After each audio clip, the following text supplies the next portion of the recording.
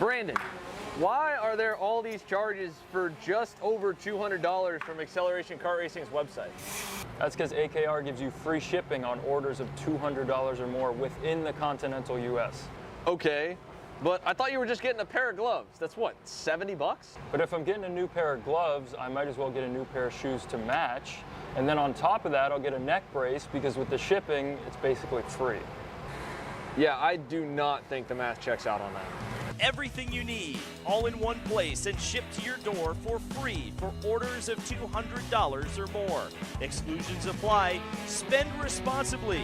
Shop AKR.com.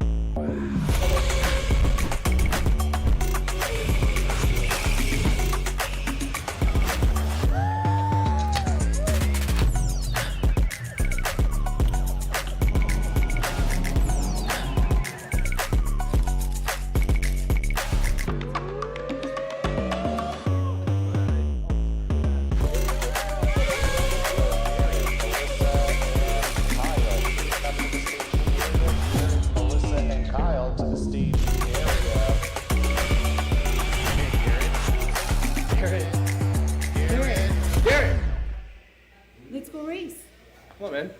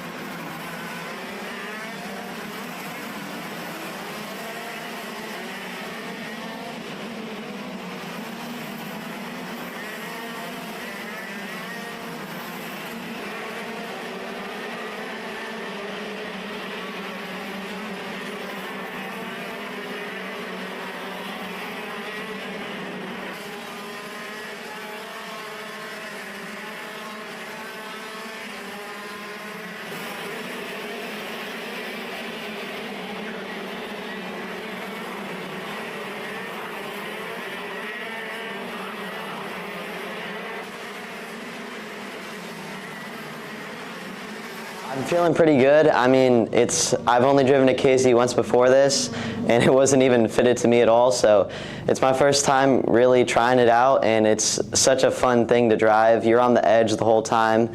The braking to getting on the gas, even the cornering, just everything is the most fun I've ever had. I'm feeling pretty good.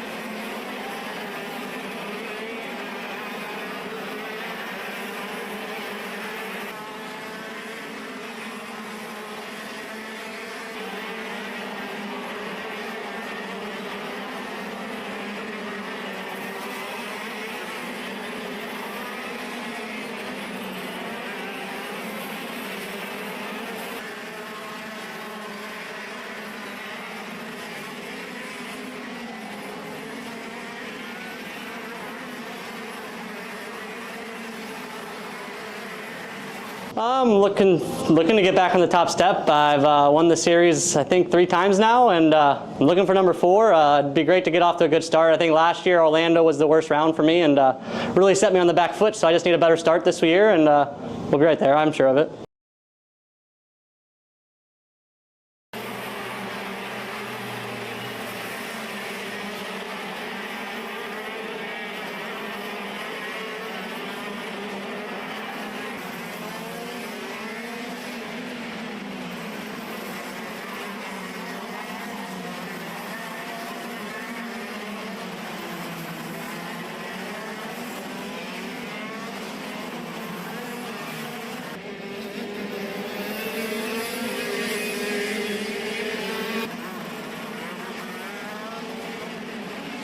Well, first of all, I'm really grateful to be here with GFC. Me and Gary have been trying to put this together for a while now, and just never got to it. And to start the season, the Pro Tour with him, very excited.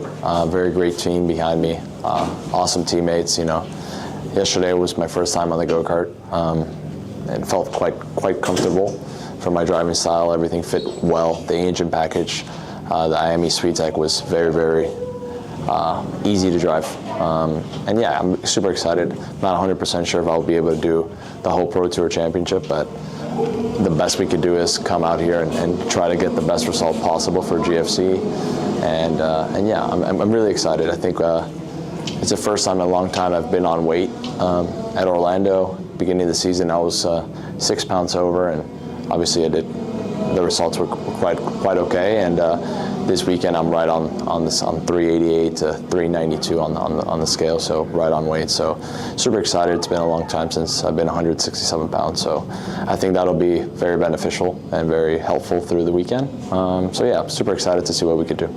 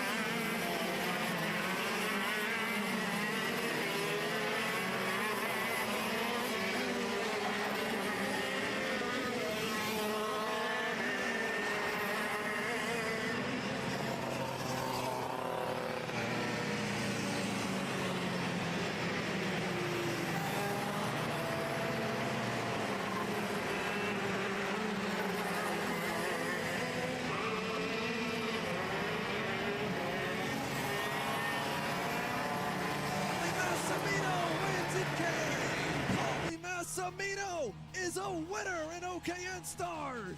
Take your driving to the next level with one-on-one coaching from 2024 OKN Stars champion, Qualy Massimino. Kart rental options are available if you'd like to keep yours at home, and drivers in all classes are welcome, from Briggs 206 to Mini to KA100 and X30. With in-depth data analysis, onboard video footage review, and lead follow on-track sessions, each private coaching session will see you end as a more complete driver than when you started. Book your coaching session now.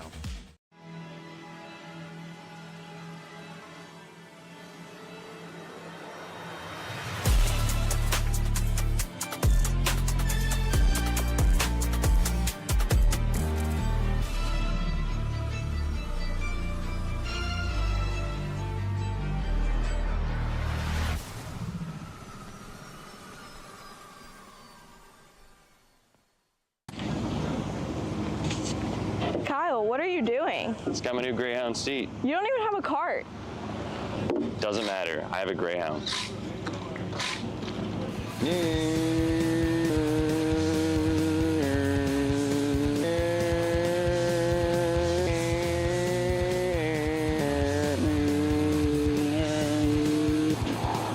the f is Kyle Cuthbertson? Doesn't even have a go-kart. Doesn't matter.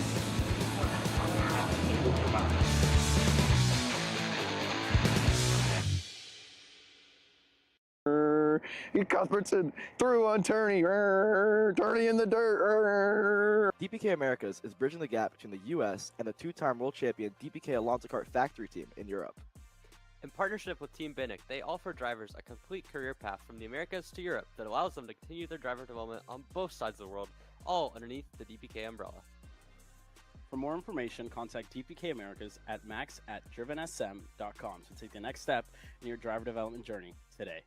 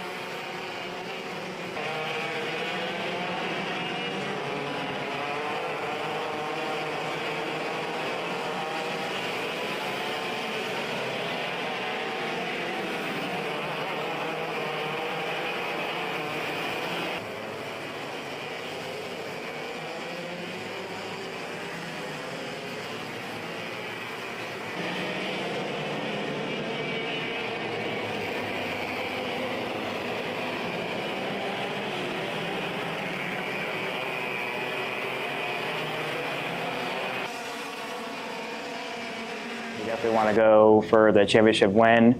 Never won a SKUSA Pro Tour Series in X30, and we've been fast all last year, and hopefully we can carry that same momentum coming into this year with the SKUSA Pro Tour.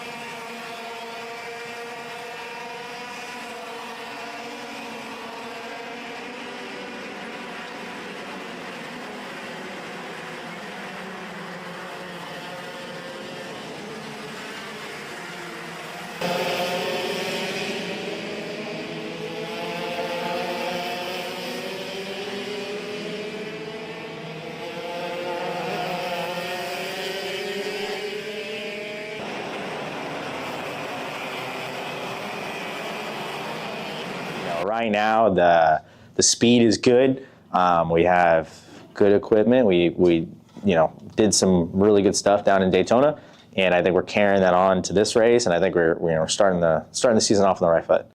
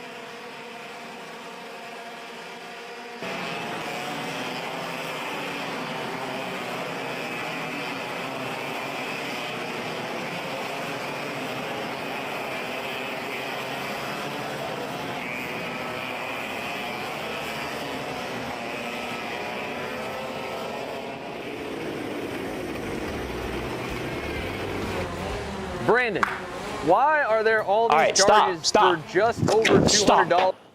I'm tired of all this Brandon business, okay? Brandon this, Brandon that. Why are there all these expenses on AKR over $200? We know, okay? Take a walk with me. At Shop AKR, they have everything you need to start racing at a very cheap and affordable price. They have MXC rims, they got chains, electrical stands, tilt seats, they got MXCs. And if you didn't know, on top of that, any purchase in the continental US over $200, that's free shipping. Hey, aren't you supposed to be in the AKR Anonymous meeting over there? Dude, I'm doing a commercial. Dude, we have no time. It's about to start. Stop. We all love Shop AKR. Me? More than others.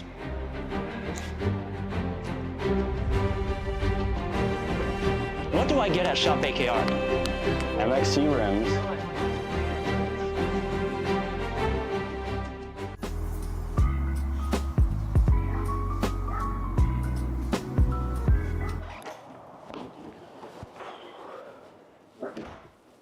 Hey, what's up, Caleb?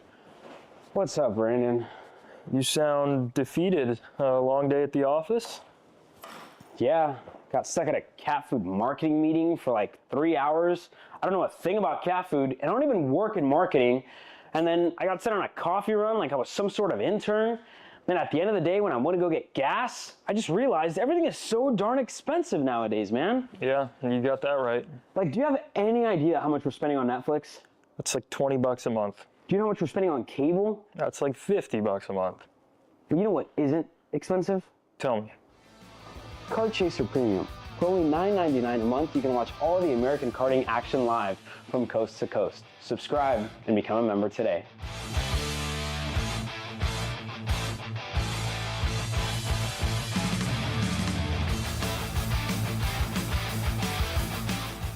The K1 Circuit Semi-Pro League. This is a competitive race series with 2 classes. Junior Series for those who are under the age of 18, and the Senior Series for those who are 18 or older. If you think you have what it takes, come out and prove your skills on League Night. Both schedules are live on the K1 Circuit website. Your Kart Chaser live feed will resume shortly.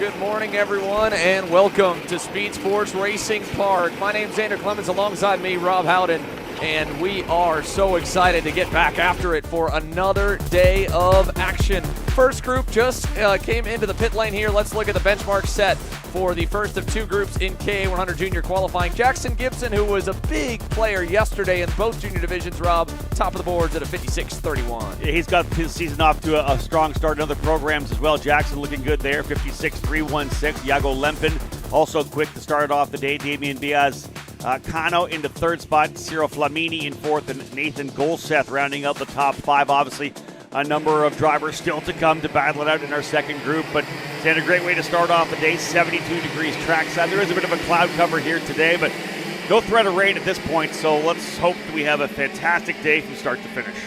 Yeah, it should be an amazing day of action, at least to start with the same conditions that we should end with. Remembering back again, of course, to yesterday, the fact that, well, we had a ton of overnight rain that overshadowed a lot of the day on Friday as well, and that made it where it was a wet warm-up, or at least a very damp warm-up, and a drastically changing racetrack. It obviously played into the fact that we had a lot of comers and goers throughout the day, a lot of drivers that were good in the morning and then not so good as the day went on. And I think a lot as well were struggling on the new set of tires they had in qualifying. Danny Formal was notable in Pro Shifter, but there was a lot of shakeups beyond that. And, well, this qualifying session, I don't know if it's a matter of trying to make up for lost time or just a typical junior situation, but we've got spinners already off the back. That was the 815 that went around, and a big pack of go-karts to kick off the qualifier for fast group. Yeah, patience obviously not a key right now. These drivers being very aggressive early on, a little impatient, trying to make some dive bomb moves. You saw that in the video of the opening group as well. Not surprising, these drivers want to get out, want to get up to open racetrack. It depends on where you roll off the grid. Looking at the drivers who are around you, do they have speed? You know, are they going to be the rabbit that's going to allow me to go forward? You want to be in a particular group. You want to be with a particular driver. You see two of the Magic Kart USA drivers swapping spots there, coming through the middle of the pack as well. So, indeed, we saw a lot, of course, on the opening lap. People get aggressive. Here you go here again, down into turn number 14. A lot of that in that right-hand hairpin. Of course, sets up the run all the way down over to 1, 2, and 3. First laps for this group at least were single file, the group that we're talking about on screen. So it's a decent read at how they just played out the opening lap, actually second lap technically, with them hitting the timing loop right out of the pit lane. Isaac Malkiewicz, quickest of the bunch, and he's a little bit further back in the pack here. This main group of them all probably going to be a little slower this time around.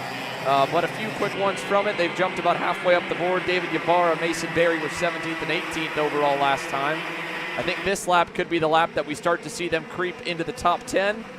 We'll have to wait and find out, though, as they're still making their way through turn number 11, all trailing from one driver well out in front, while the 811 of Tristan Murphy, different Tony Kart leads the pack, or did lead it. Dupuis there, Vanchev passing him by. And, all right, never mind. I thought they were going to have a clean lap. They did not. No. Not even close. I think I always worry about that dive bomb into turn number 14 there, because that does lead. Number one, it finishes off the lap you're currently on and starts the next lap, because you're out of that corner. You need to make sure you get through clean and carry a lot of speed through 14 to be able to start that next lap off with a good run out of that last corner.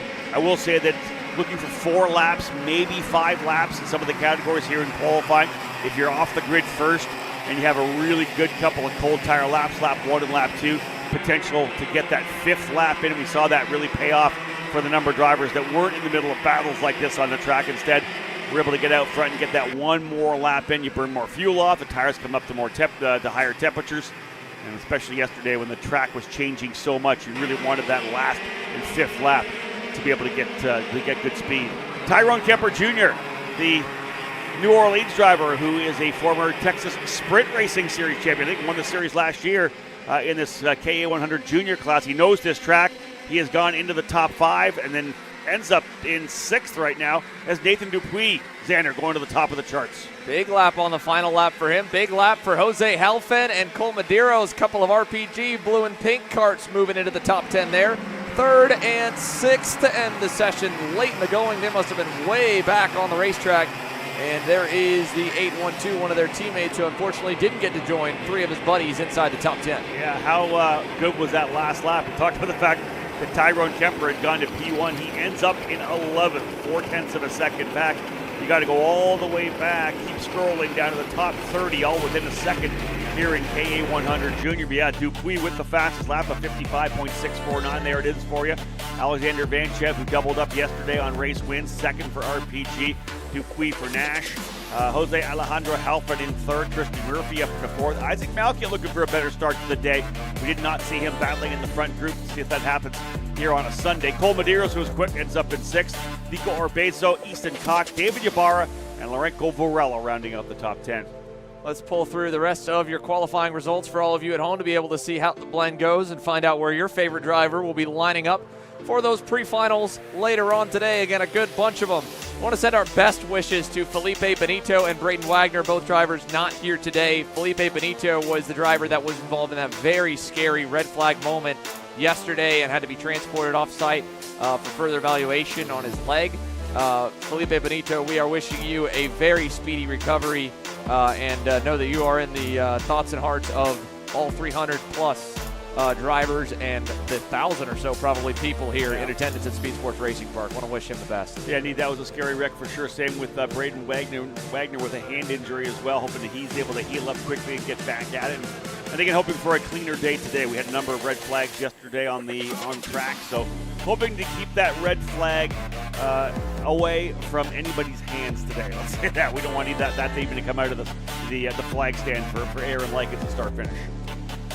Looking at Mini Swift on the grid, folks. These are Micro Swift. These kids are next up. Again, the full lineup of classes on time right now is available in the description of this live feed. At the same point, you also are able to get any information like live timing and scoring, race results, and, of course, a link directly to the PDF file of the SKUSA schedule for the day at the link in the live chat. You'll be able to watch all this free coverage here for the morning, and then Pro Shifter's main event with pre-race and post-race festivities. Free to view as well later this afternoon. We hope you'll enjoy it at 2:30 p.m. Eastern, 1:30 p.m. local time here in Texas. But again, Micro Swift qualifying coming up here in just a moment.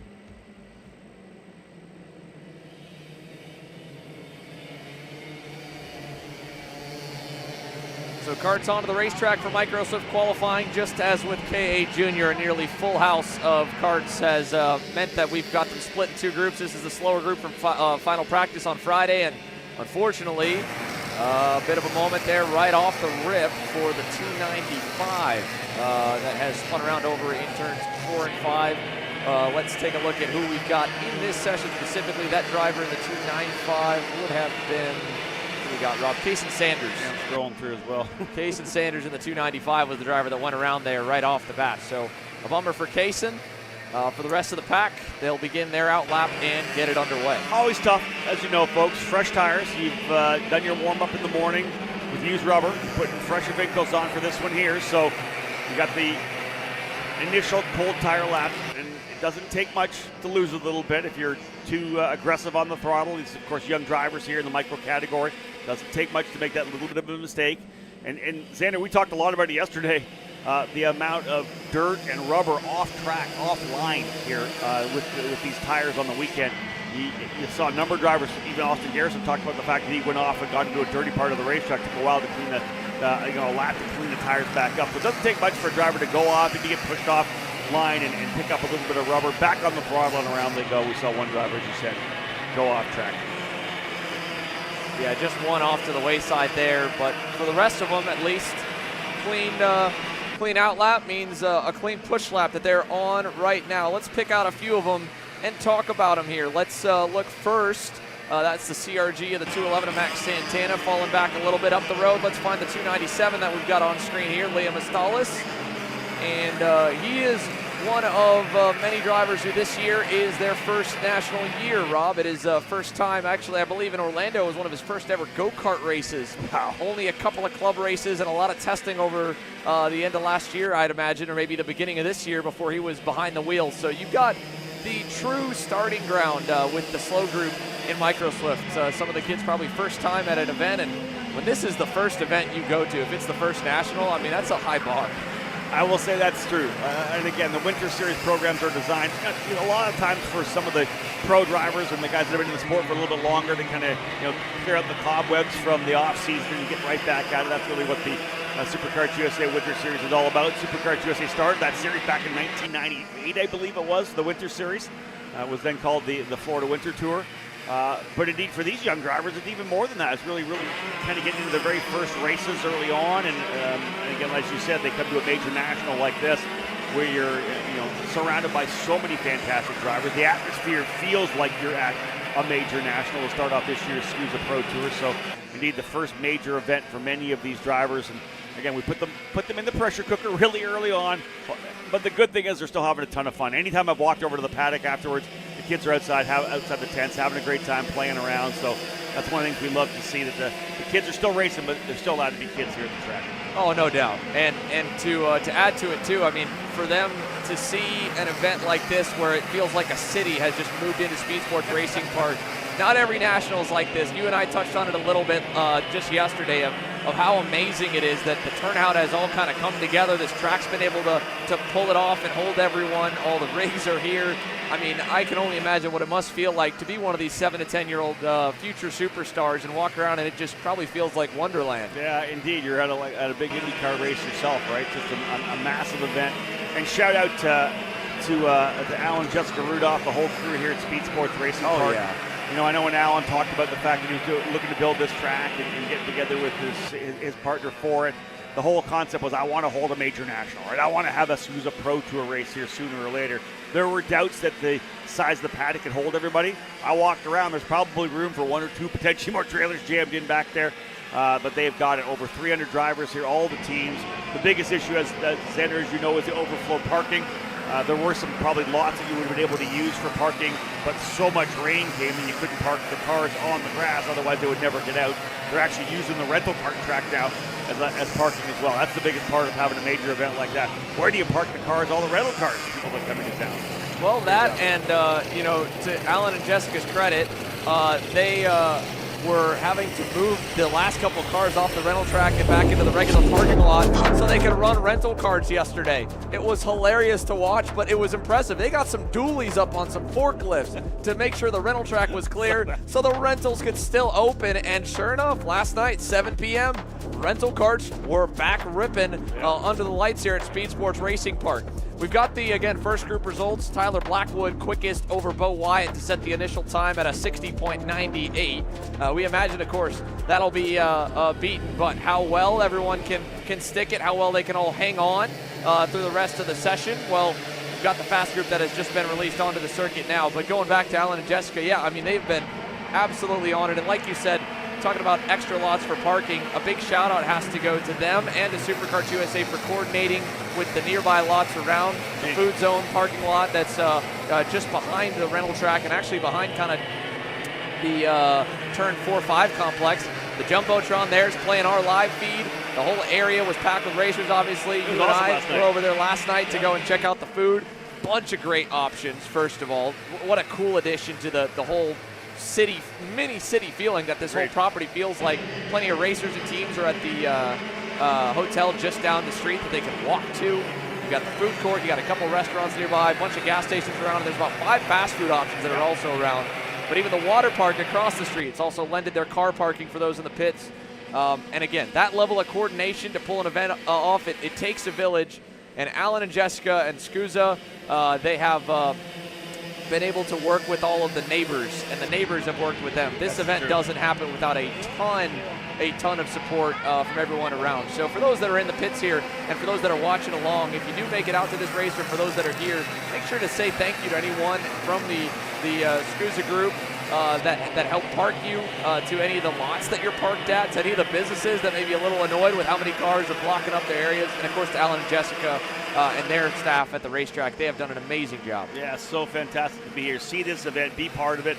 And it's obviously one that is going to grow in the future. I guarantee we'll see more SuperKarts USA Pro Tour events. And again, the Winter Nationals is a perfect time to come down here in Texas. A little warmer in the summer, but right now we're obviously enjoying fantastic weather.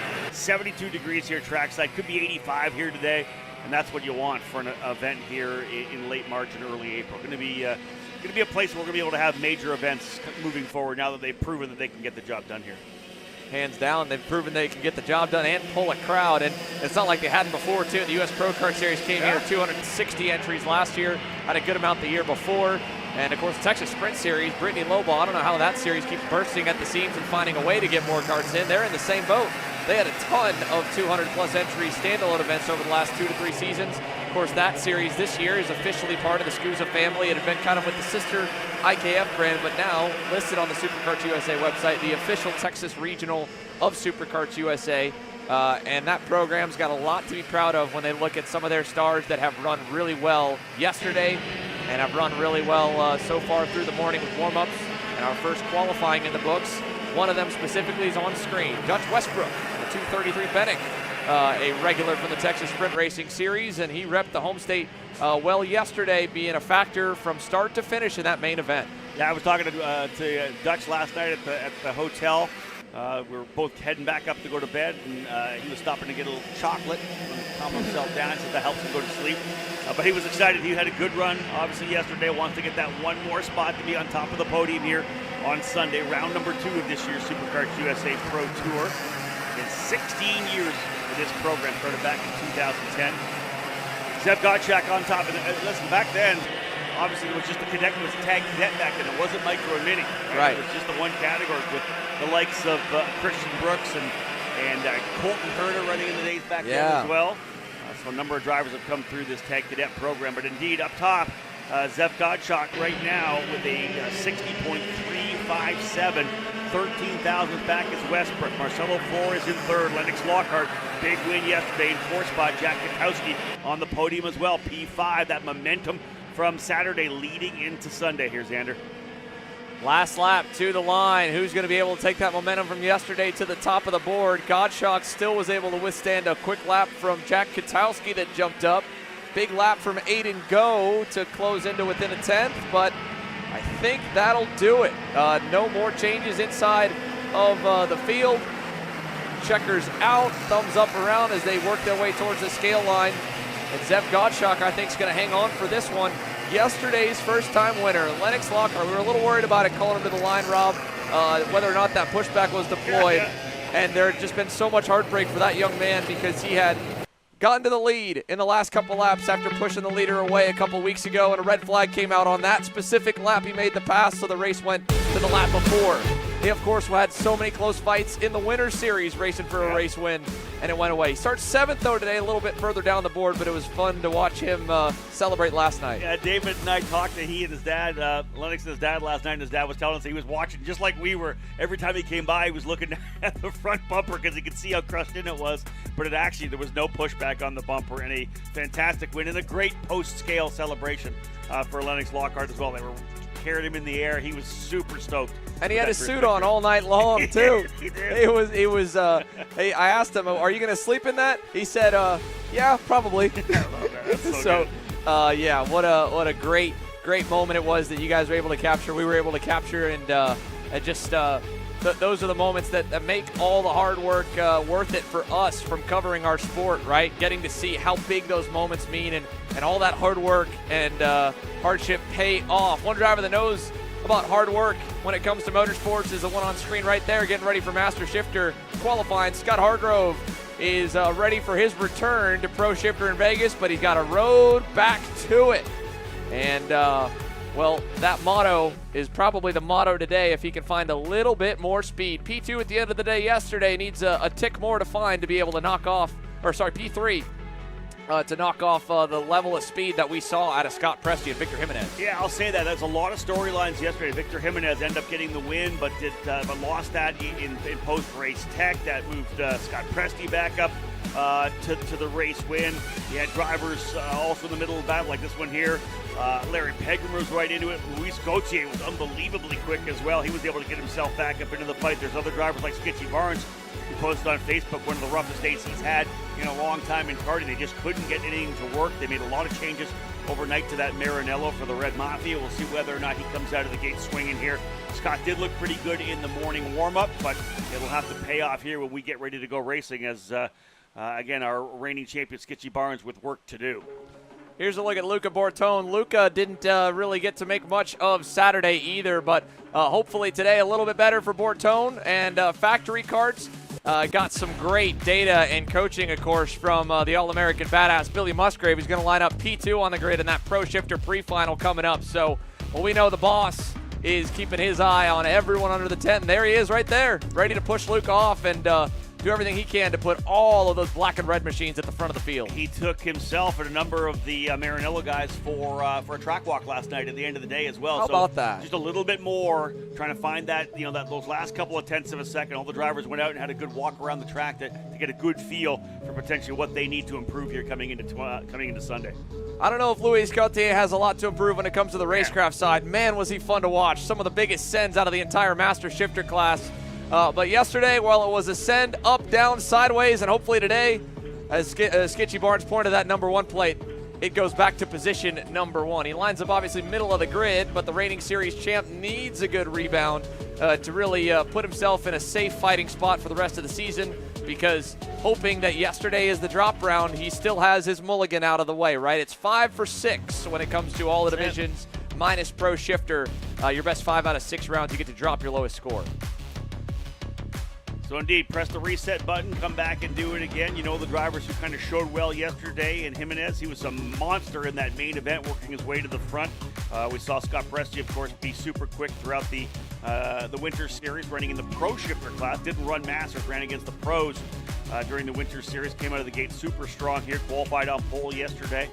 Was able to get the pre-final win as well. But Jimenez, who was an absolute rocket in the main event, was able to work his way to the lead, only to lose that victory in the post-race tech. I'm sure everything will be dialed in for today, and Jimenez will look to fight back to get another race win. These drivers all ready to roll off here for their qualifying session. We expect 4, maybe 5 laps if they're lucky in the Pro Shifter or the Master Shifter category here. Yeah, you can see they've got the engines fired, so we're not far away from going green with qualifying for Master Shifter as we go all the way from the back of the 12-car grid right behind Cameron Cassels and Catalyst Driver Development at Talcart. Happy to see Remo Ruschetti bringing that gray and red crew to what is supposed to be, I believe, the entire 2025 Pro Tour season. They've kind of spotted the Pro Tour in the national scene the last couple of years, but they've got a long haul to make it past the center part of the country coming from the Pacific Northwest. Yeah, no doubt about it. I remember back in the day when Talia Motors made the trek down from where they are in Sumas, Washington, all the way down to Homestead for the SKUSA Winter Series. And I want to say that it was about a 56 or 57-hour drive, something like that, to come all the way from the Pacific Northwest all the way down to the very southeast. So indeed, not as big of a distance, but indeed good to have Catalyst Driver Development here this weekend. Let's go on this outlap here to hear from one of our front row starters, Billy Musgrave himself, down on pit lane, watching Luca Bortone and company. Thank you, Xander. Billy, first of all, how's business been for you? Expo for you earlier this week with the Mini guys. Just talk about all the work you've done so far this week. Yeah, we've been working our tails off out at the, back home on the West Coast, getting the FZ Shifter engine program rolling. So we decided last minute to kind of bring a little demo over here. So thankfully Rudolph and SKUSA let us do a little demo on Wednesday morning. Unfortunately Thursday afternoon got a little rained out. But it's been fantastic. So we're just kind of getting things dialed in on the West Coast, just kind of showing the rest of the country what we got coming. Already been getting a bunch of inquiries from the rest of the team, so we've been kind of walking around, dropping off some engines to let people see stuff, bolt some stuff on other chassis. So, you know, people know that the 85s and the 125s, it's not just a factory kart thing. It can be, you know, put on pretty much any other chassis. And basically want to build up, you know, shifter kart racing to what it was, you know, back in the heyday. Yeah, let's talk about your racing here a little bit. It didn't seem too bad yesterday. No, yesterday's pretty good. I mean, I'm really trying to learn the track. All that rain on Thursday really didn't help. So I feel like I was a little bit on the back foot there for a while. Qualy was okay, not my best performance, but engine's been phenomenal from Carlos. Chassis has been pretty good, just making small little changes as the track gets greasy in the afternoons. But we're in the game, and I think, you know, dialing in a couple little things that we saw last night on data and video, you know, walked the track a little bit yesterday. This place has got some good character, so trying a few things today for the pre-final that I think should, you know, make us even faster than we already were. Best of luck, Billy. Thank you, man. I'm stoked for this this pro shifter race, man. It's yesterday what we saw some new names up front. Some of the names we've always seen up front are a little further back. It's a different season. This is going to be a lot of fun to watch this year throughout the entire program. No doubt. It is going to be fun to watch. So many drivers committing to the full season. Hopefully all 3 weekends are going to be like this, where we get to have these massive grids. And we get to watch some of the best in the world come to the U.S. and race on our facilities here. This schedule, too, I think is going to bode really well for them. I think it's going to put some of the drivers to the test at a track like this and a track like Cincinnati. But what I'm really a fan of getting to see more of them go after it is having the long enough races to spread them out, because, you know, it's been talked about, at least for me, following motorsports growing up, and maybe just a matter of the fact that social media gives everyone more voices in the conversation, right? But I feel like a big talking point from F1 to IndyCar to NASCAR, to any motorsport you talk about, is making the racing good, making the on-track product good.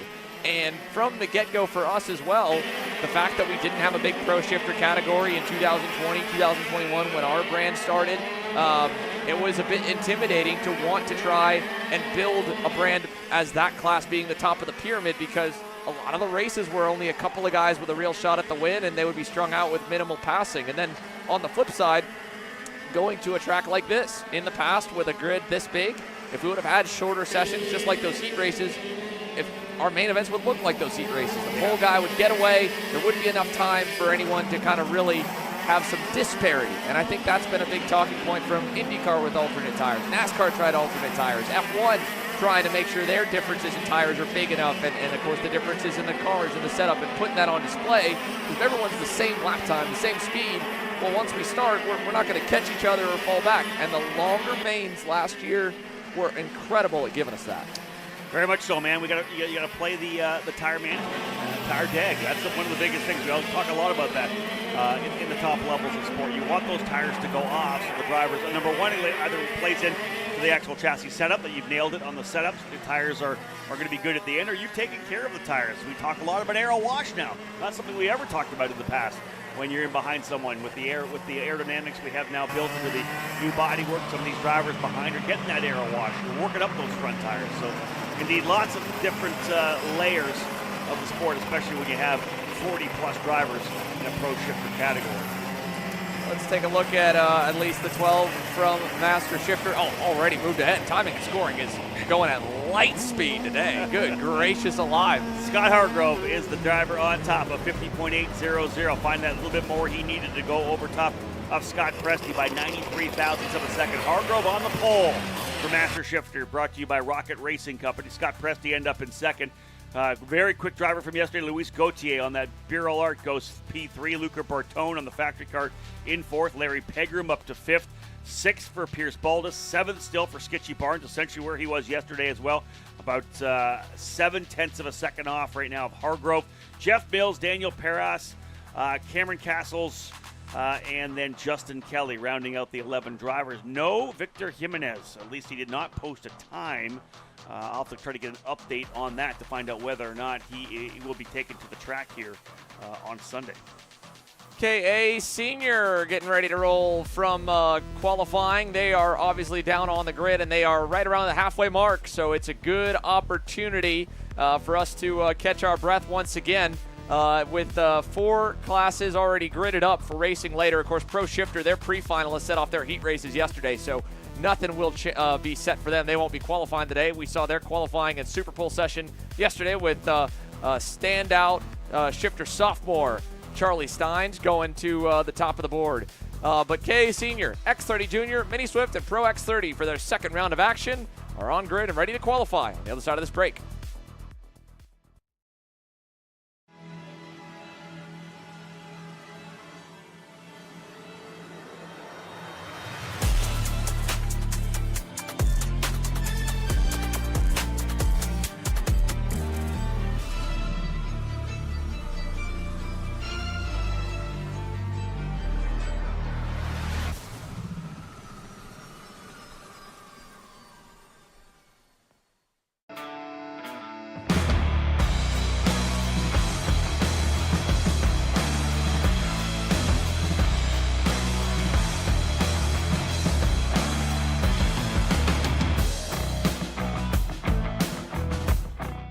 You ready to get behind the wheel?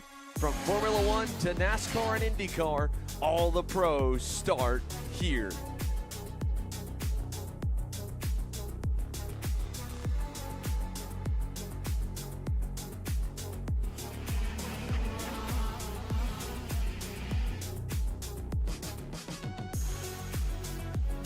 For more information, check us out online at mcckarting.com or call us and go racing today.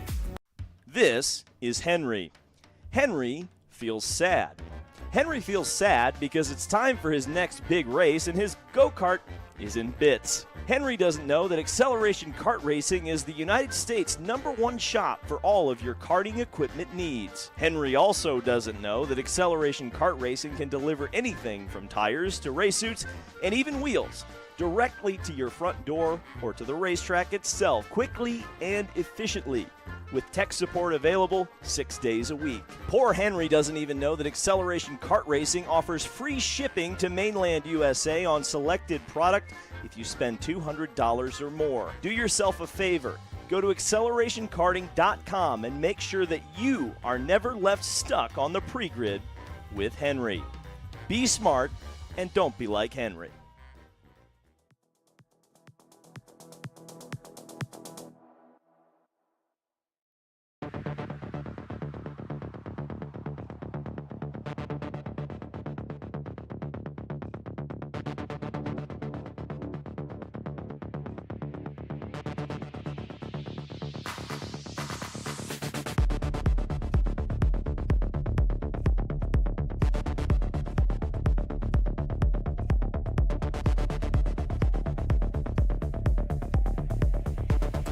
Engines are fired for Group 1 of 2 in KA100 Senior, presented by Nash Motorsports. We're ready to let them go here. Chris Harrower, one of many drivers that was a casualty in yesterday's KA Senior main that featured not one but 2 flips. The KA Juniors had a rough go, and the KA Seniors did as well. Harrower, I don't believe was involved in the incident specifically at all, but he did have some damage from some crash early on that had him pull in during the red flag. It was Oliver Calvo that was involved, along with Sawyer Roussel. We obviously were able to speak with Sawyer immediately after. He was okay. He was actually bummed, Rob, that he couldn't get back out there and rejoin the field. He was. He was ready to go. He was. At the very least, he wanted to drive the kart back to the scales. That was the minimal effort he wanted to put in. They weren't going to let him allow him to do that. They gave him that red flag. I'm glad that he's okay, and hopefully back to have a really strong one here today on a Sunday. And everybody getting a chance to press that reset button after round number 1, a full and complete round number 2 for all categories but Pro Shifter. So you're coming out here clean, but we already see a quick yellow flag down in turn number 6 on this opening lap of the driver potentially having some issues. Yeah, not sure what could be the problem there, but one off, another one slow, kind of waiting over at turns 8 and 9. I imagine 1 or 2 drivers might be taking their time to build a gap here in the slow group.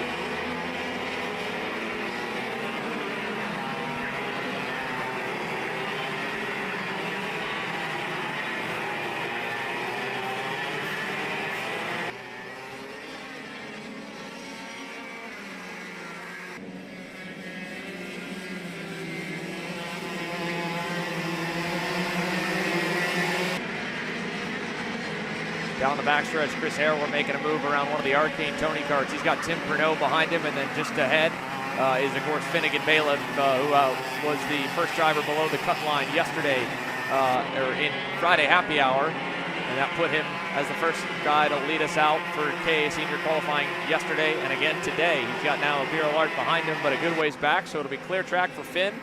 Tim Pernod now getting around Chris Harrower, might be able to put in some good laps here. I can speak from experience that tow does make a bit of a difference, even in KA Senior. Helped me propel myself to a better quali spot at the regional event last year than where I probably should have been pace-wise. And so I think it'll be a little bit of help now in the case of Harrower and maybe some of the SCR red speeds behind him to be in that spot compared to the national number 2 plate, Finnegan Bailiff, who really didn't have a great day on Saturday in either categories. Brother Gavin's obviously looking pretty from pole on the grid for the Pro Shifter main, but double duty this weekend for Finn and Pro X30, and of course trying to turn that 2 to a 1 in KA Senior. It hasn't started in the easiest of fashions. Yeah, listen, when you're in the slower qualifying group, you've got to, you need to be 2, 3, 4 tenths of a second clear to find any kind of a good starting spot when the faster crew rolls out. We'll see whether or not he finds that pace. He has it now. He and Cooper O'Clair looking pretty good right now up front. Cooper O'Clair on that comp card who's gone to the top of the 55.945. He's 3 tenths up on Bailiff. Abu Anbar in the 3rd spot, Kaufman 4th, Pernod 5th, Saga 6th.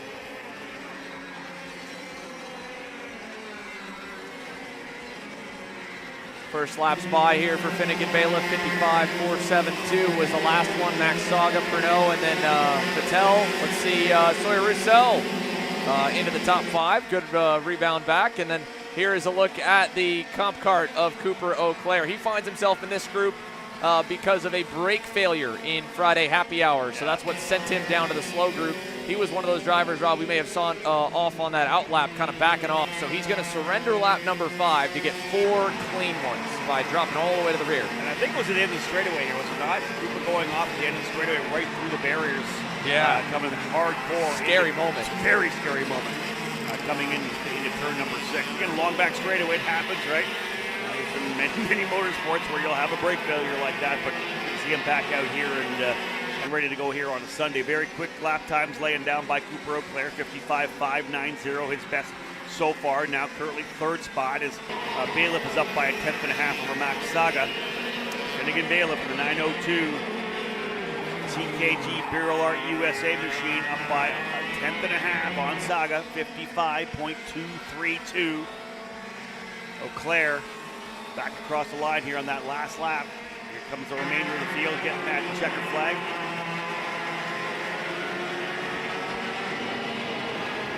Yeah, there'll be a few that'll be finishing their laps, but I think that'll probably do it for this group. I don't think any of the other ones coming across are going to get any better.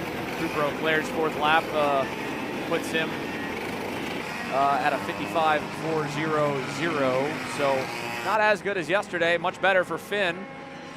The last couple will hit it. It'll be the front of the group. Bailiff, the first of them. He didn't go any better on lap 5. Neither did Max Saga. In fact, I think just about everyone, no, take that back. Tim Pernod did improve a little, and so did Joseph Hewitt to join the top 5. So as we take a look at our national number 1 and the national number 3 in Pro X30, his first weekend in KA Senior on the SKUSA Pro Tour. To my knowledge, or at least the first one in quite some time, Diego Ramos right there for PSL Karting.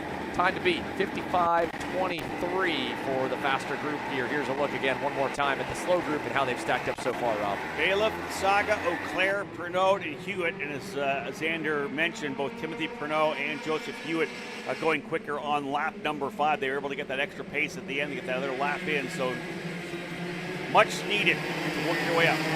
Like I said before, you need to be up. It's a 10th and a half right now for Bailiff. All right, let's go down to pit lane here. Caleb Vieska, you were able to keep us informed about the 2 moments from yesterday. Obviously, Sawyer Roussel's back today, and the other driver that went up and over, Oliver Calvo. Let's go down to you. Thank you, Xander. Yeah, Oliver Calvo, update on him. He's on the racetrack now, getting ready for his qualifying session on this opening lap. Just minor discomfort in that elbow, just a sprain. He's ready to get going here today. glad to see that. Glad to hear that, Rob. Yeah, exactly. David Colefield being on that yesterday when the day was done. That a pretty serious elbow sprain. And again, you think about that. And the pressure points on your body. One of them is, of course, your wrists, obviously. The other is the elbows, man. So it's going to be a tougher day for him, hopefully. I'm sure he's got some kind of a brace on it right now as well, but great to see Oliver out there after that flip over in turn number 8. No doubt. And he is one tough driver, I will say, too. He has been through the meat grinder, unfortunately, probably more times than some. But back at it, fresh go-kart. The SCR group, they know how to make a fast piece. Obviously, Austin Garrison yesterday, Pro X30. Sarah Bradley, so impressive in X30 Junior. And a ton of entries for that team here in KA Senior. But nobody's been able to match the speed of Oliver Hodgson. And granted, Rob, you mentioned it, Frankie Mossman, who's the third card on screen, seemed to be the one that kind of kicked off, giving up the fight for the win, fighting for second early. But at the same point, nobody had shown any promise of having something to fight with the comp car driver. Well, the fastest driver in that group that was coming through is the one who's behind him right now. That was James Overbeck. Remember, I think he had turned purple at one point, worked his way methodically through from 6th all the way up to 2nd, and then just didn't cover off the bottom of turn number 14. And that allowed Mossman to go back through. That was kind of, I think, the turning point that allowed Hodgson to pull away. I think he was only up by like 2.2 seconds or something at that point. But the minute Mossman went back to the inside to fight for second, that was it. Because I believe their best opportunity would have been James Overbeck. We'll see if Overbeck can prove that and show the pace here in qualifying, potentially being able to best Oliver Hodgson. But right now, the driver who has gone to the top here on lap number 2, Blake Nash. He was in the middle of the fight yesterday as well. Nash with a 55.203 already to the top of the charts on lap 2. Yeah, that's a big lap. Blake Nash was fast in both divisions yesterday and today. It looks like it's much of the same, both Pro X30 and KA Senior. But a big shakeup across the line. Frankie Mossman out of the top, yesterday's Pole Award winner. Peyton Phillips will join him up there. And Donovan Mania, who's got a different look yesterday because he took a mud bath yesterday with that pretty white RPG suit. I don't know if he was able to wash it overnight or not, but Dono now to the top by 200s. Yeah, a lot of action already. Bonilla, Mossman, Phillips, Nash, Ramos. Got to go all the way down to 13th now for Bailiff because he hopes to hold on to a spot inside the top 20. Again, expecting some pace out of Overbeck as well. He's currently in the 10th spot, but again, this is early. 4, maybe 5 laps if they're lucky. If the guys out front were able to bolt and get a couple of good laps early. Otherwise, it could be just 4 laps. There's that 908 right there of Donovan Bonilla. So he goes from the RPG white to the RPG purple. That suit, we talked about the fact that he went hardcore off into the water and in the grass and the mud yesterday. Yeah, that one was probably the worst of anyone. At least it showed the worst of all the offs at the exit of turn 11. He was not the only one to kind of end up driving through the mud there. But right now, that suit is fast. It's not the fastest since Ramos has gone to the top, but they're all going to get a 5th lap in. Phillips, Ramos, Henry Wheeler jumping up the board here late in this session. He didn't make too much of an impact yesterday, but he was kind of mired back in traffic off of a bad quali. So that 4th lap for him should hold pretty well. Let's see what this last lap does. The leaders are coming around. Oliver Hodgson right now is buried down in 10th. That's big, although this pack just stacked up heavily. Yeah. So I don't know if anyone's going to get anything better. Let's see it. Final time. Nothing. Nobody goes better across the line. Are we going to see any other further laps? Lemke at least, some movement.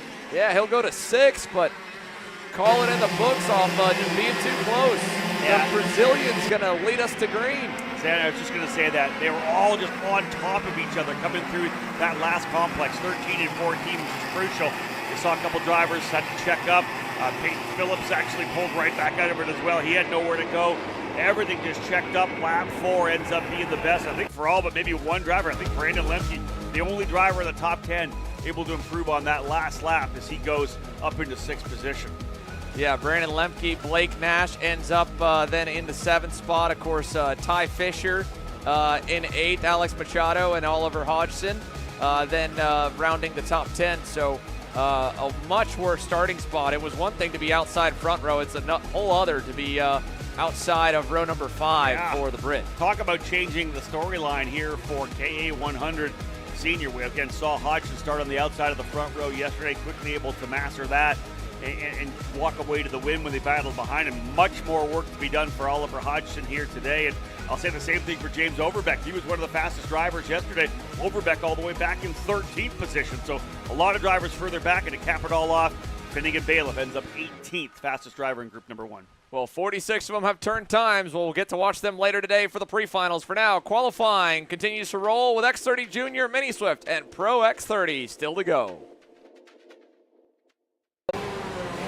Brandon, why are there all these charges for just over $200? I'm tired of all this branding business, okay?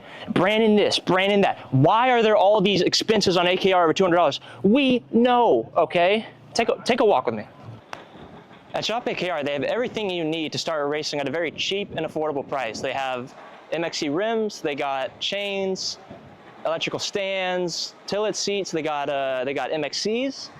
And if you didn't know, on top of that, any purchase in the continental US over $200, that's free shipping. Hey, aren't you supposed to be in the AKR Anonymous meeting over there? Dude, I'm doing a commercial. Dude, we have no time. It's about to start. Stop. We all love Shop AKR. Me? More than others.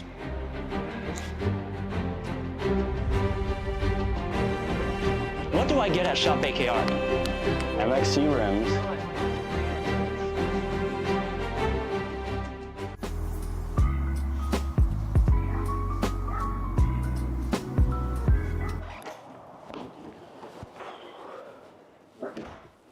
Hey, what's up, Caleb?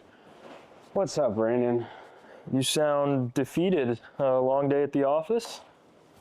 Yeah, got stuck at a cat food marketing meeting for like 3 hours. I don't know a thing about cat food, and I don't even work in marketing. And then I got sent on a coffee run like I was some sort of intern.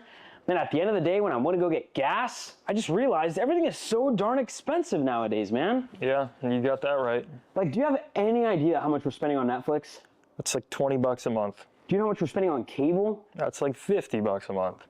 But you know what isn't expensive? Tell me. Kart Chaser Premium. For only $9.99 a month, you can watch all of the American karting action live from coast to coast. Subscribe and become a member today.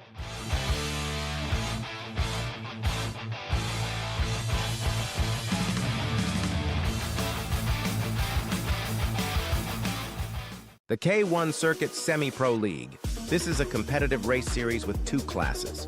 Junior Series for those who are under the age of 18, and the Senior Series for those who are 18 or older. If you think you have what it takes, come out and prove your skills on League Night. Both schedules are live on the K1 Circuit website. Your Kart Chaser live feed will resume shortly.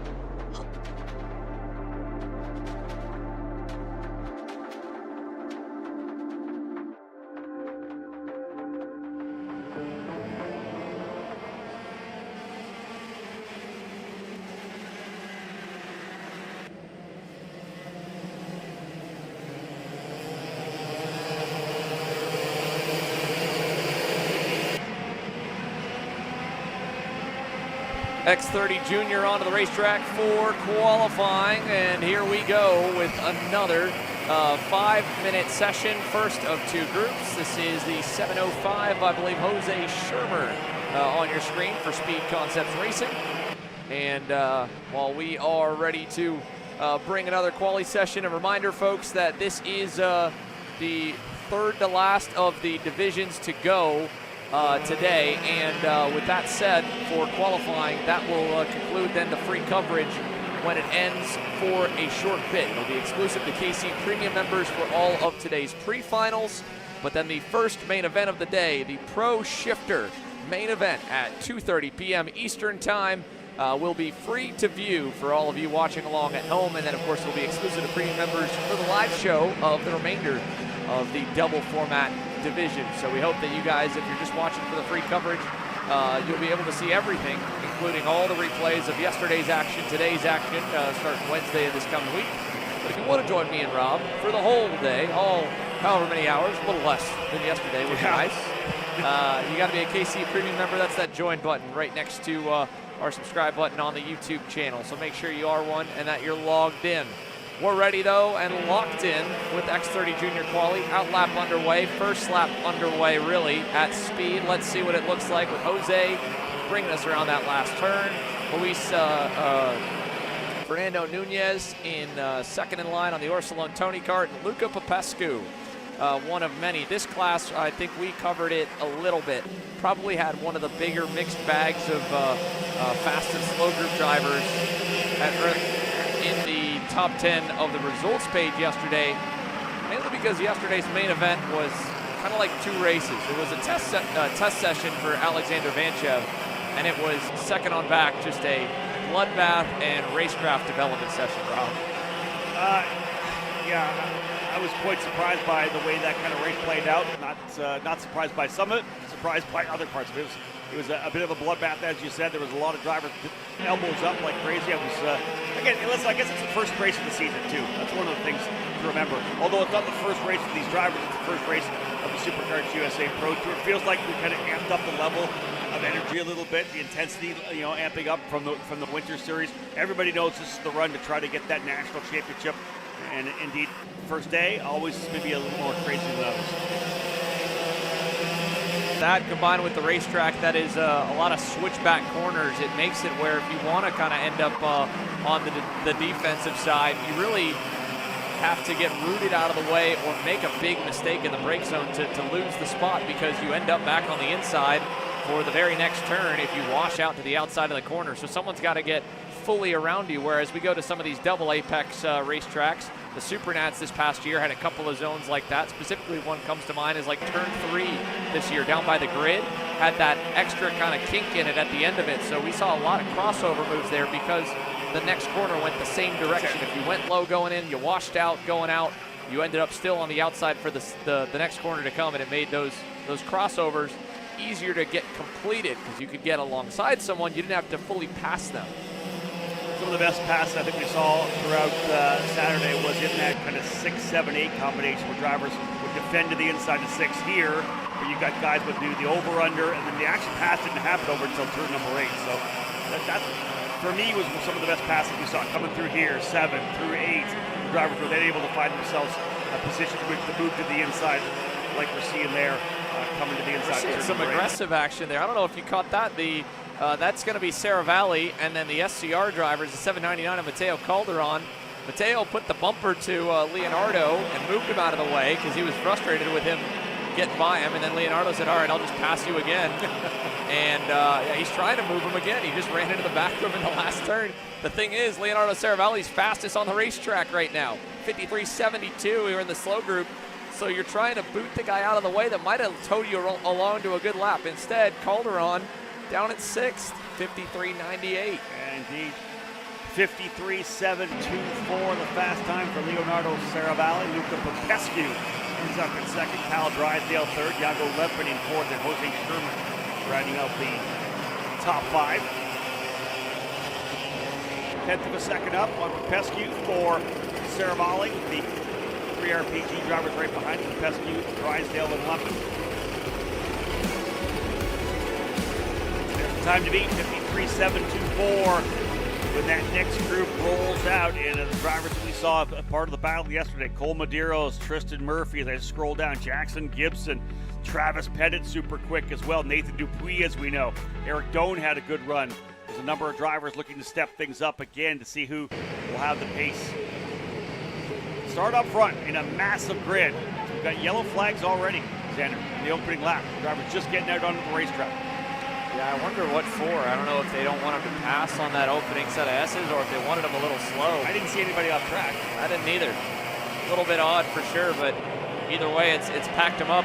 Although I will say, at least in X30, it seems like we're not watching the 3-wide parade dance of the game of chicken that we're so used to watching some of these qualifying sessions, Rob, where they're all not wanting to be the leader no matter where they get released from the grid, so they wait around each other. Yeah, that drives me crazy. I'm glad we're not seeing that right now. I'm glad there's a sense of urgency to get out there and get the job done. If you think about it, it's essentially, over the last couple of years, had all the organizations just keep shrinking down the time of the qualifying runs. If it's got to be green, white, checker, it's got to be green, white, checker. If you want to mess around on the racetrack, we'll do the best we can to make sure you can't do that. Well, if there's any, other division of karting to look at to see what happens when you do have longer sessions, you can go and look at a bunch of the European events, and will they have a 12 or 15-minute session without a hot pit?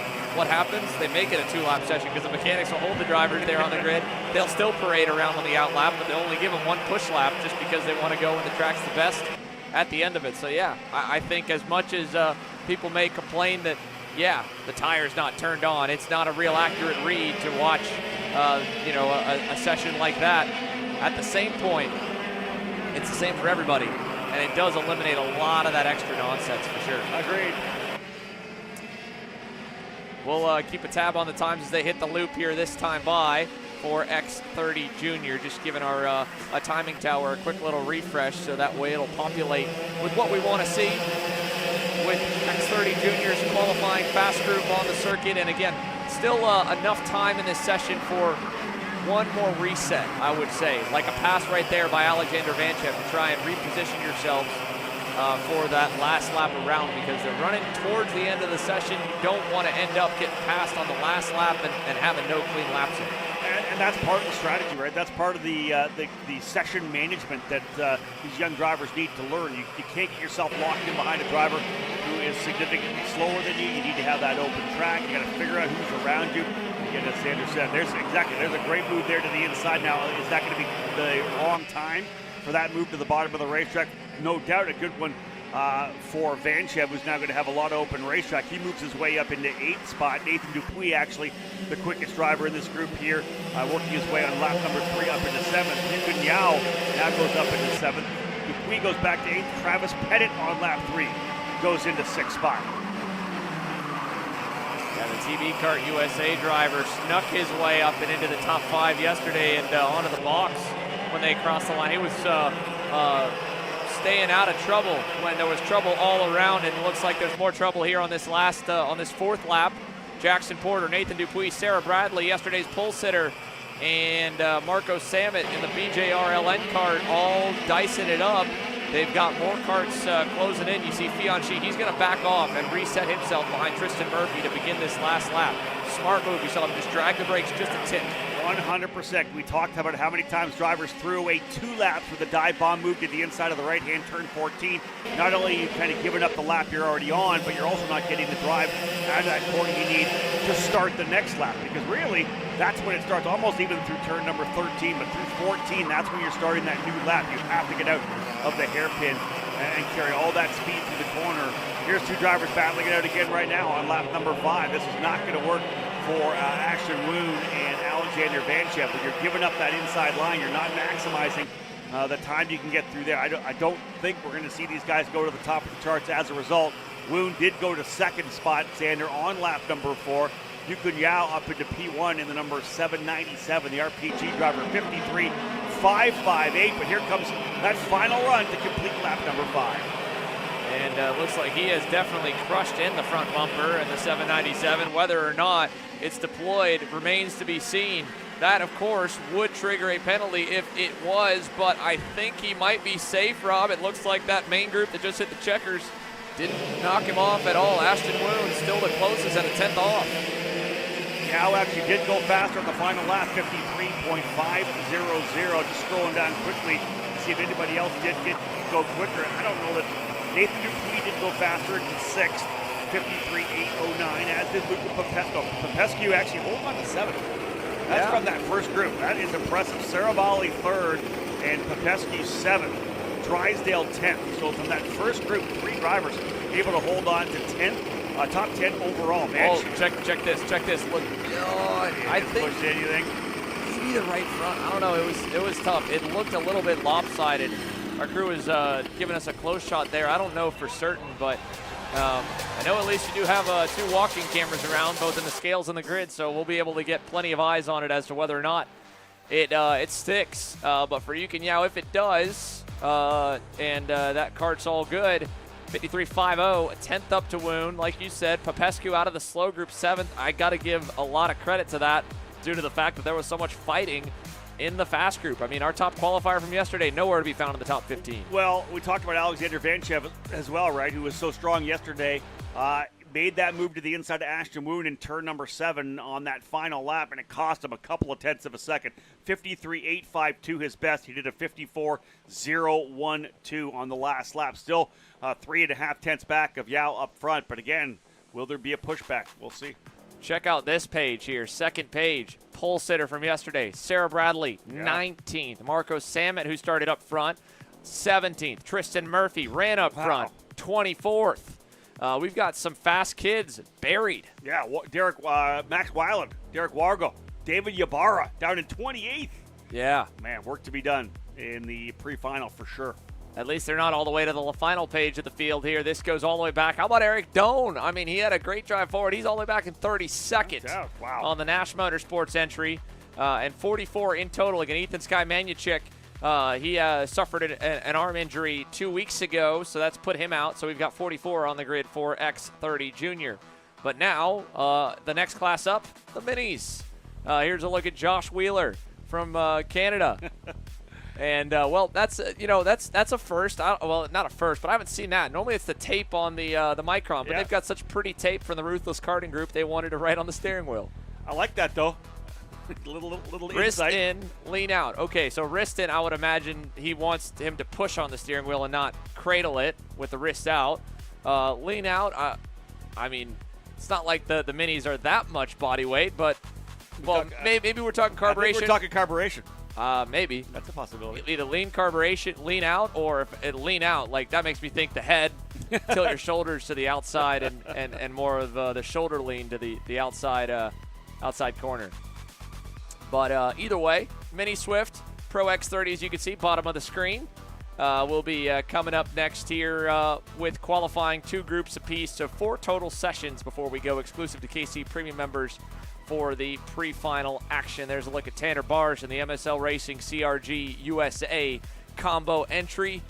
Ready to roll. Lucas Tarango, I believe, there in the 187 across the way. They're another one of the Kart CRG entries, and a ton of mini Swifts, ton of micros across the board. We've talked about how big the turnout is at this event, but the micro and the mini classes for the last few years, Rob, have been extremely healthy, and that is a great testament to the work that's been done at the club level and especially at all of the local shops to get kids into the sport and market the beginning of the motorsports ladder. Every single motorsport you can think of has pretty much some major ties and a lot of drivers coming from go-karts, and for whether they're able to stick with us, continue to race into the likes of Pro X30 or Pro Shifter, or move on or move over to all other kinds of things with 4 and 2 wheels, they usually come from here, and the fact these grids are full is great.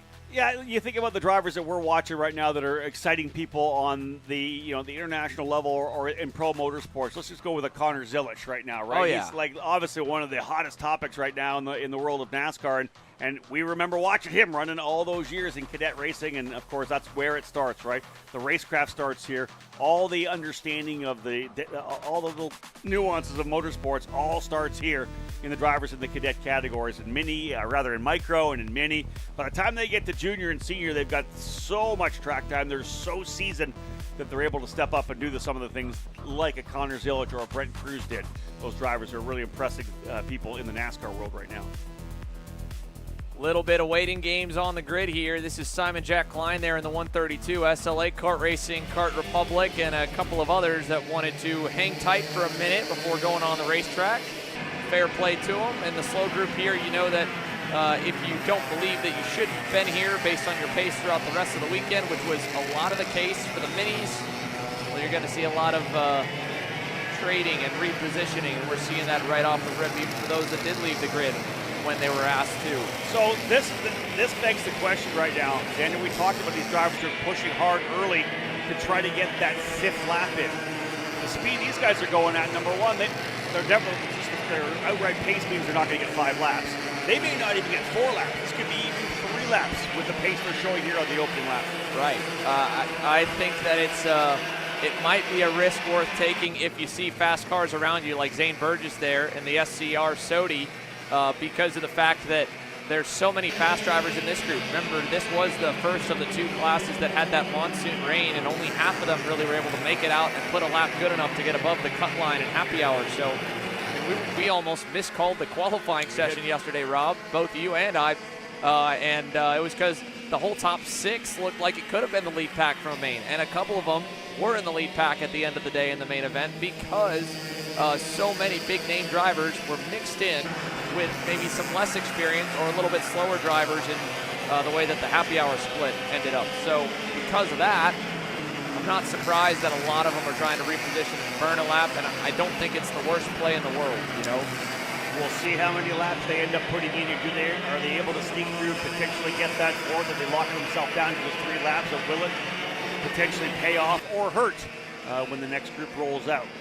Simon Klein, the quickest out of the gate with a 63.937. Quickly, Danny O'Gara going up to a 61.731. Kate Casper, 60.434.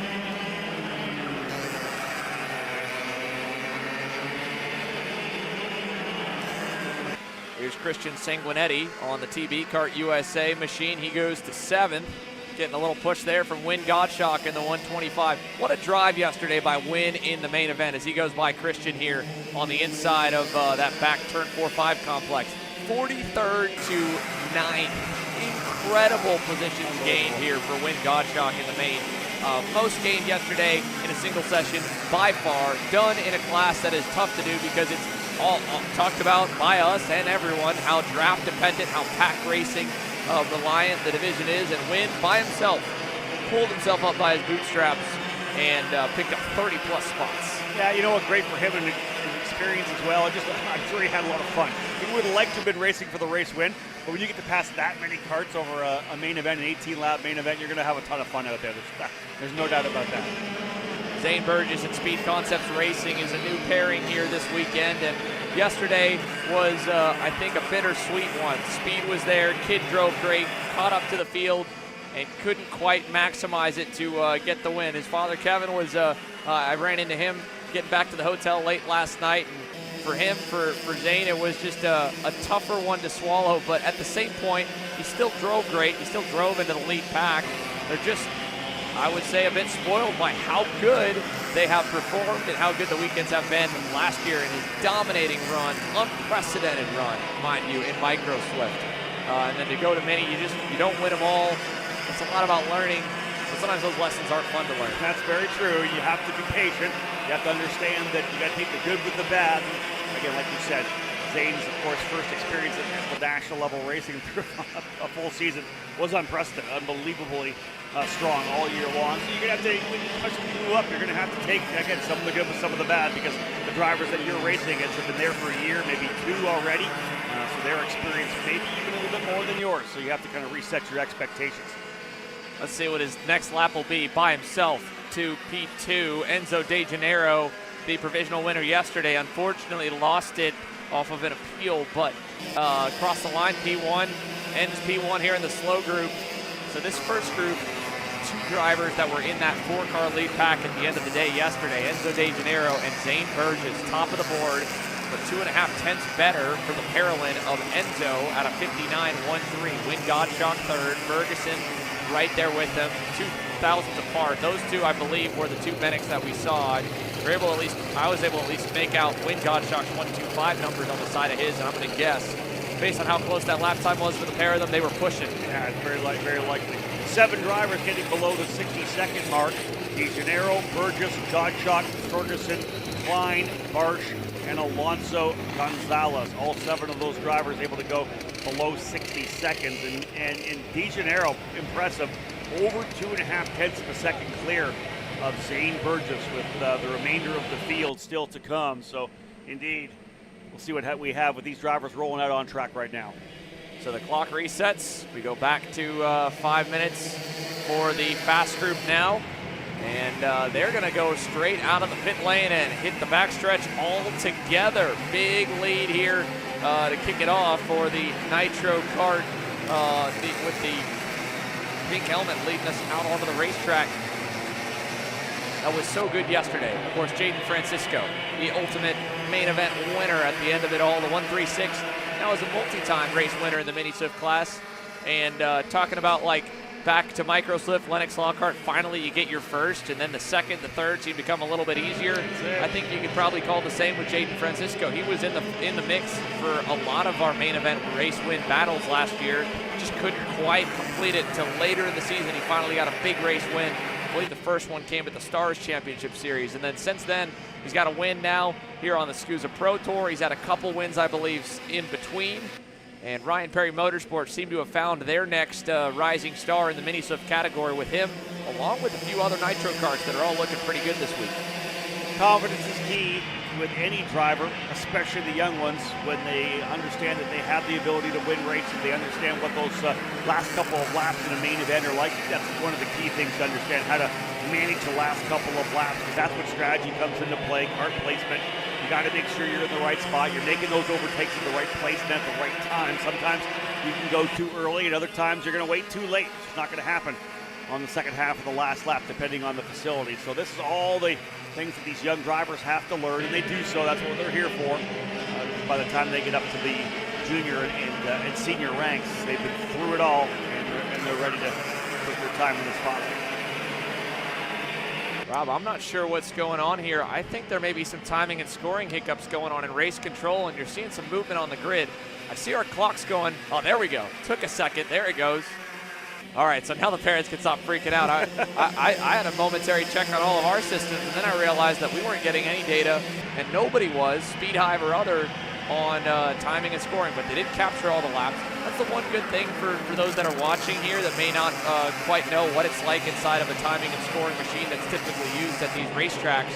But the manual scoring loop, and the reason that you want to use transponders and not microns is it will track all of it, whether you lose internet connection or not. And as long as the loop stays connected to the timing computer, even if that computer crashes or loses connection to the box, the control box that the timing loop plugs into, or the next to server and decoder as it's known, it can restore all those passes. It still tracks it offline. So what you probably just witnessed is maybe a little hiccup with either an internet connection or something on the software side of our tap-in, but that hard box in the ground, or in the case of race control with SKUSA, it's probably inside their timing container, still captured it all the laps caught, and we get to see how they've looked now with Aston Wyatt up top. And Xander, let's give a shout out to the people inside that timing and scoring container. That you don't see from them, you don't hear from them, you don't see them all weekend long, but they're in there getting the job done. It's people that have been around this sport for many, many years. That are, of course, Tom Thielen. We talk about Tom occasionally. He was with Supercars USA.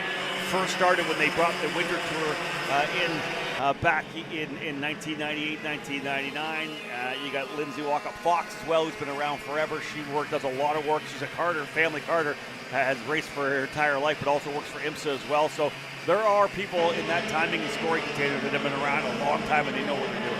Oh, no question. That is a very, very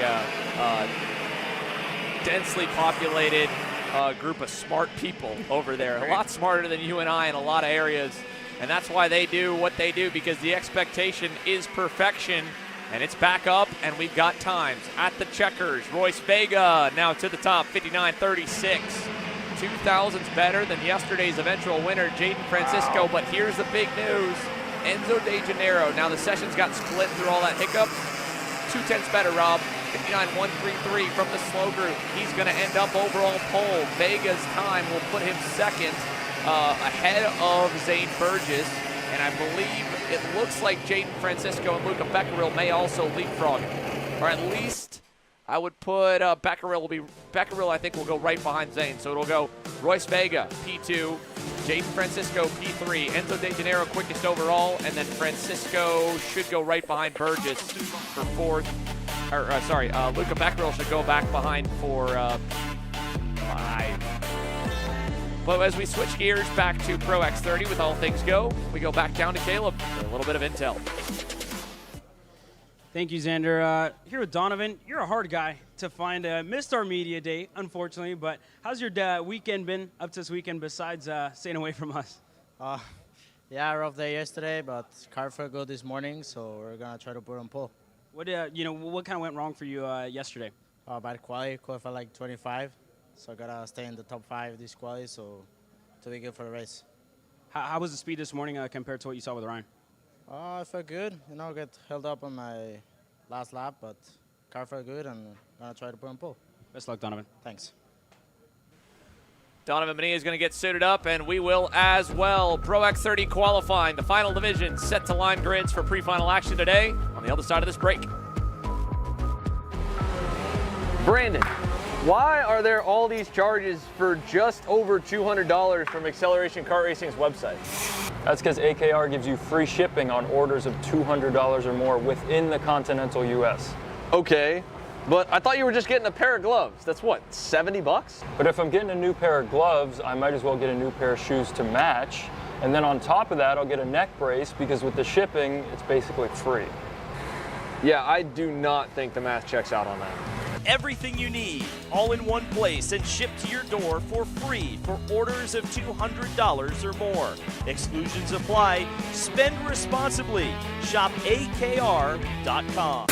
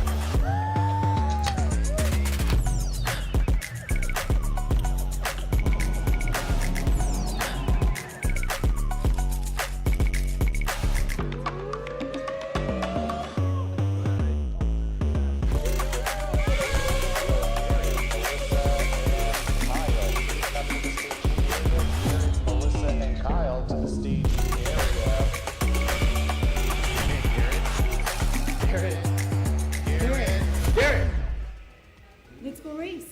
Come on, man.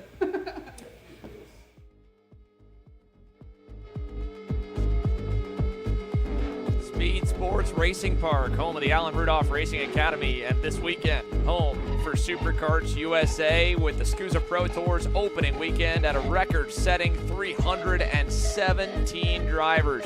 That's only one half of the facility there, folks. You can see a little bit of our broadcast compound behind Alan's rental building, but then you have his main garage area and pro shop. On top of it is the Howden's Tower that, Rob, we took you out of this weekend, but good old TR is hanging out up there. He's making sure that it's good. And David Cole. So now it's the DC Tower. So DC's not cool enough to get a sticker on the door. That's it. Don't do that to him right now. That's the last thing I need. His head's big enough as it is. I'm surprised he actually makes it through that door. That's Frank. true. Well, it was built for me, so if there's room. Yeah, see, I had to widen the arches in this RV to get through all the way back here. So, I made sure I was thinking ahead. You're good to go. I appreciate that. Nonetheless, Pro X30, slow group, bottom half from final practice. They are ready to roll with the engines already fired, and it looks like we're going to let them loose. So let's pull up times and take a look at it. Pro X30 qualifying on deck here. 4 minutes again, so it'll be 4 to 5 laps, depending how much you want to back off.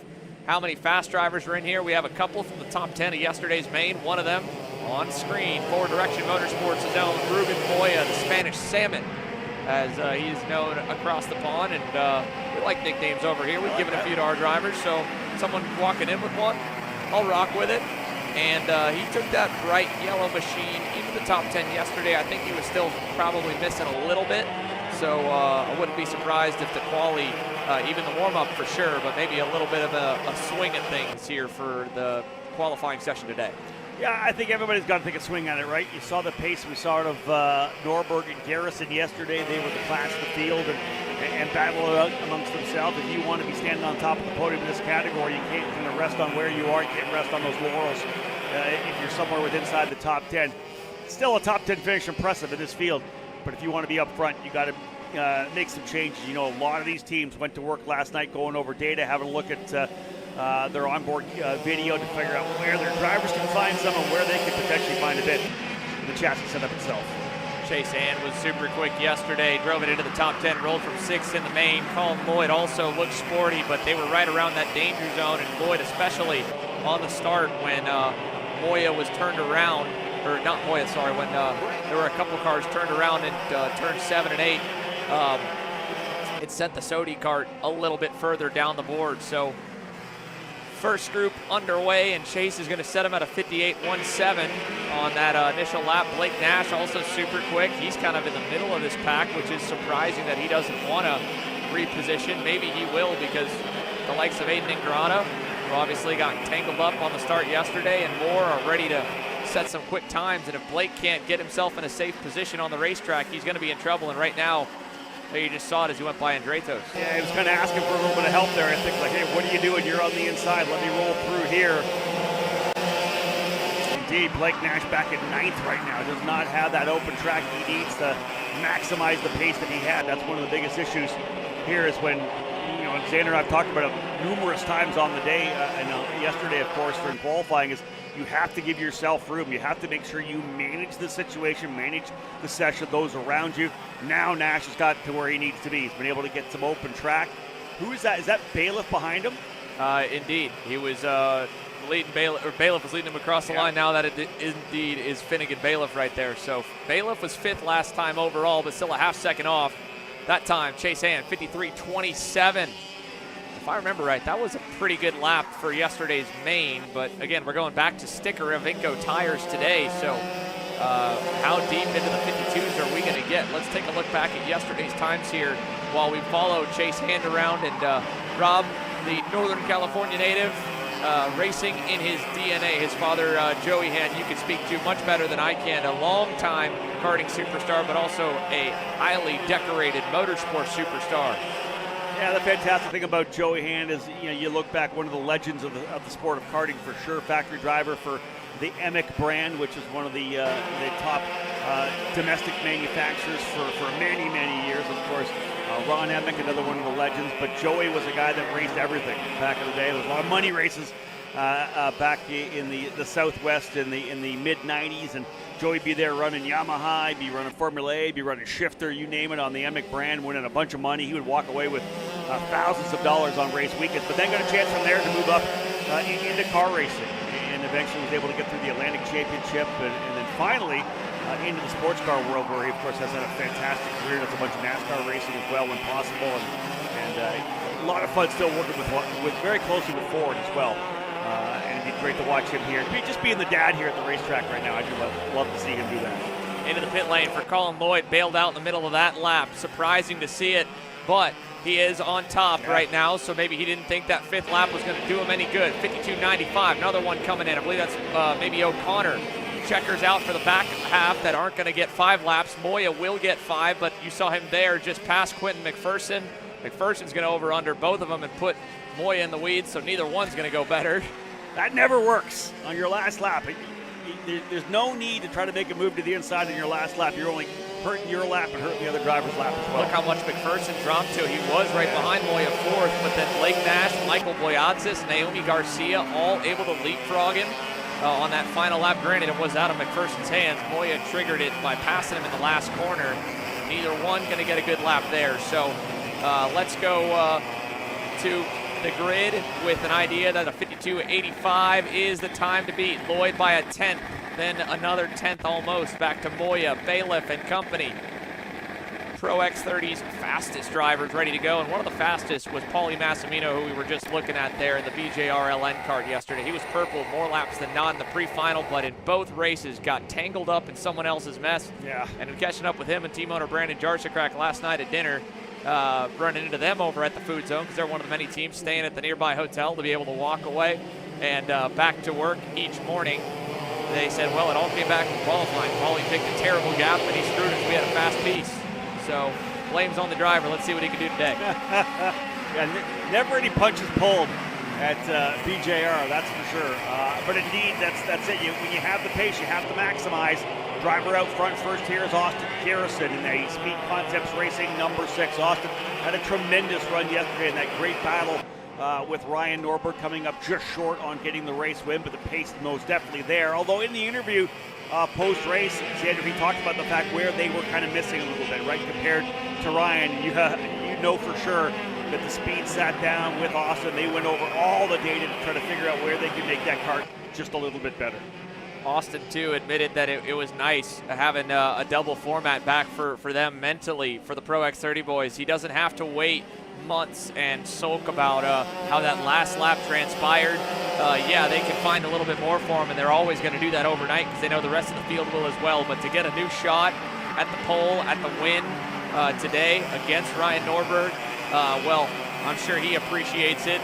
Same for a lot of the field that would love to be a little closer to the number 1 and the number 6 today, because they kind of had everyone covered. I mean, this guy right here has got about as much experience as those two Floridians. California's own Jake Drew yesterday just said he was feeling like they were about a 1/10 and a half still from where they needed to be when Friday came to a close. But he said that was a lot better because they rolled off the truck over a second off with some major issues, figured out a lot of them, got them right near where they wanted to be, but weren't quite there. Let's see if today's any better for the number 29. It obviously was good enough for his teammate to set the benchmark in the slow group. Yeah, Chase Hand P1 in that first group, 52.850. That's the provisional pole time. But on lap 2, Norberg already goes to third with a 52.9. Garrison into the 4 spot, a little further back. Yeah, nobody else. Aiden Ingrata back at 16th. The two drivers who were the show yesterday, already 3rd and 4th, Xander, on the second lap of qualifying. Normally it's Sunday warm-up and sometimes Sunday qualifying where the track gets a little bit faster, but Norberg yesterday hit a 52.5. Now again, like you said, he's only on the second lap. This third lap won't be too great because he had to pass Aiden Ingrata on it, so I imagine it may still be in the high 52s, but we have not yet passed the bar we set on Saturday for the Pro X30 boys. Garrison will get close. Oh, there it is. 52.4, just like nothing for the number 1. You see how good he looked through turn number 14 there. Grotty was right with him, and he just wasn't able to hold him through turn number 14. Just was able to get the car to rotate. He had so much momentum coming off the corner. A little bit of the draft now for Ingrata. This is actually going to work really good for Aiden. He's going to be able to follow Norberg around right now. He eventually goes up to P6, and this is going to pay off for him. He's in a really good spot. Ty Fisher, 4th yesterday on the race on the TV Kart USA entry. Oh, Paulie Massimino going by him there, and those two nearly ended up on top of each other. A little wheel-to-wheel contact. No harm, no foul, but that is going to hurt both of them. They're going to have to bank on a 5th lap here. Massimino on lap 3, the only other driver, the best of the rest right now. He jumped up to 4th. Hand is still holding on to 3rd, though. That's impressive for Chase Hand from that slower group, holding to P3. This will be the lap here for Massimino. He's got some room in front of him, which is good. He may even get a little bit of a draft from the driver who is just ahead of him now. Talk about Aiden Ingrata following Norberg. How has that paid off? How about P3 for Ingrata now? Just a 1/10 of a second back. Massimino has fallen down the order of 10th. We talked about the fact that he and Fisher got together there over in turn number 7. So not able to capitalize. There's Caden McQueen as well in the number 42. Where is he now? P5. So McQueen on the Energy Course Americas machine still looking good. But Massimino's got the open track. He needs to potentially take a shot at maybe somewhere near the P1 or P2. This is the money lap, and I think it's going to be it for about maybe 8 drivers or so. It looks like everyone's pretty evenly spaced out. Most of them with a little hint of a toe or a rabbit to chase. To the line. This time, Austin Garrison will lead us. Norberg close. To the line. Ingrata to the top. 52.28. Can anyone go better? Bonilla cannot. Ramos cannot. Massimino to 4th. McQueen to 6th. And I think that should hold with the rest of the field to hit the line. Aiden Ingrata will be the one to knock Ryan Norberg off the top step, running in his wake. Well, you and I talk about having a rabbit. Is there a better rabbit than Ryan Norberg? Obviously, Ingrata, we watched him come through turn number 14. Didn't quite seem to have it, but maybe just needed another couple of laps to get those heat into the tires. But the last lap, he does do it. He had Norberg in front of him. How about 96 thousandths of a second Ingrata for Speed Concepts Racing, T152.289. Talk about it here. We'll let the scale line chatter take over. But the Canadian, Aiden Ingrata, will be leading your Pro X30 field to green by nearly a full tenth. Ryan Norberg, Austin Garrison, couple thousands apart. P2 and P3, and a bit of a shakeup in the rest of your top 10. Norberg, Garrison, Massimino, Bonilla, top 5, McQueen, Drew, Vasquez, Ramos, and Fisher to cap off the top 10.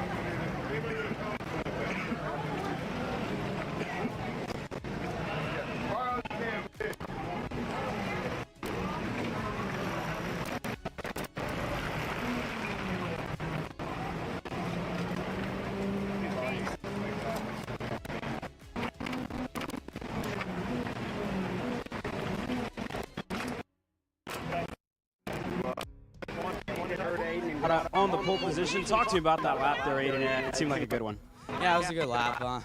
We know we had the speed yesterday, just starting the circumstances didn't let us allowed to be up in the front, but yeah, it was a good lap and pole position. And it seemed like yesterday the starts was really what got you right there. But starting on the inside, best starting position out of all. What can you show us today?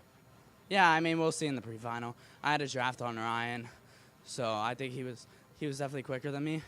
But yeah, I mean, Austin, I think he's P3, so just do consistent laps, get a good spot for the final, and we'll go from there. Best of luck, Aiden. Thank you.